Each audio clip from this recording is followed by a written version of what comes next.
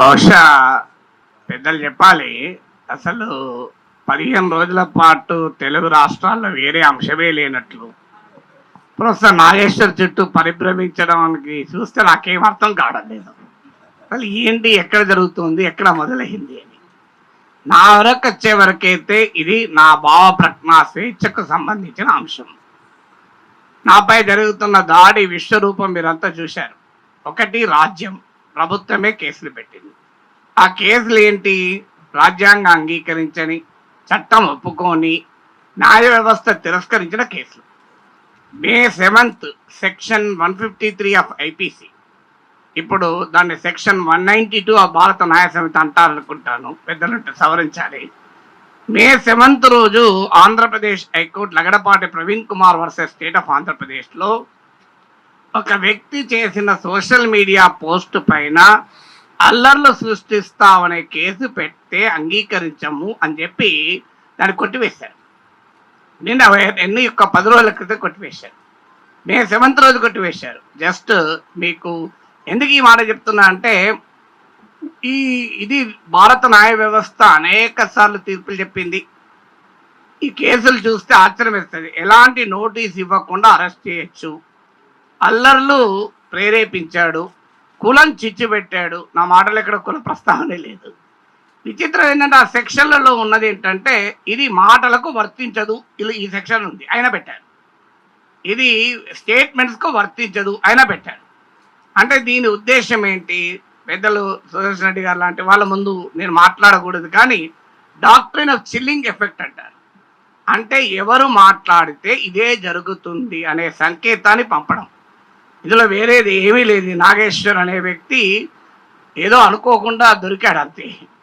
దీని అసలు లక్ష్యం ఏంటంటే, మేము ప్రశ్నలను అంగీకరించము, ప్రజల పక్షాన మాట్లాడితే అసలే అంగీకరించము, ఈ భావ ప్రజ్ఞా స్వేచ్ఛను అంగీకరించమనే ధోరణి.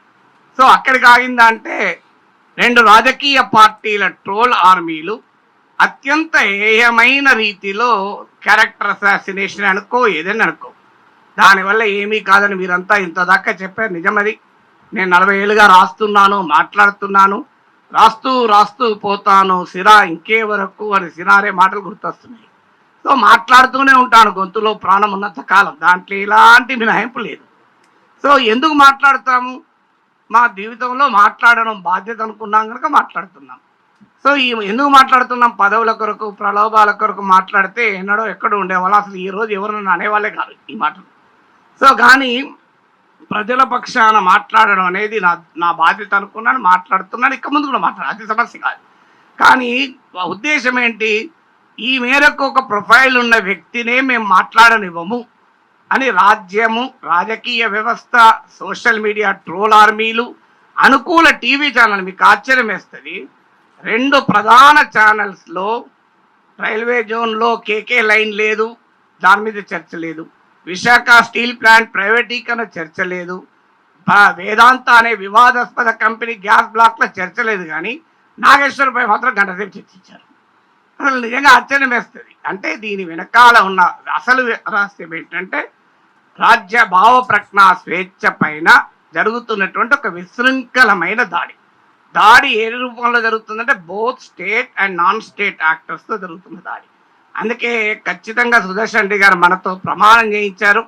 దీన్ని భవిష్యత్తులో కూడా, ఇది కేవలము ఈ అంశంతో సంబంధం లేదు కనుక, భావప్రజ్ఞా స్వేచ్ఛ కొరకే కాదు, మనం ఇప్పుడు ప్రమాణం చేసింది ఏదో అలంకారప్రాయమైన ప్రమాణం కాదు. కారణం ఏదైనా, సందర్భం ఏదైనా, ఆ రాజ్యాంగ పీఠికలో ఉన్న స్వేచ్ఛ, న్యాయము, సమానత్వము, స్వాతంత్రం అనే లక్ష్యాలకు పునరంకితం అవుతుంది. తెలుగు నేలపైన ఒక మహత్తర రాజ్యాంగ పరిరక్షణ ఉద్యమానికి ఇది నాంది పలికితే నేను జీవితంలో ధన్యున్నైనానని భావిస్తాను.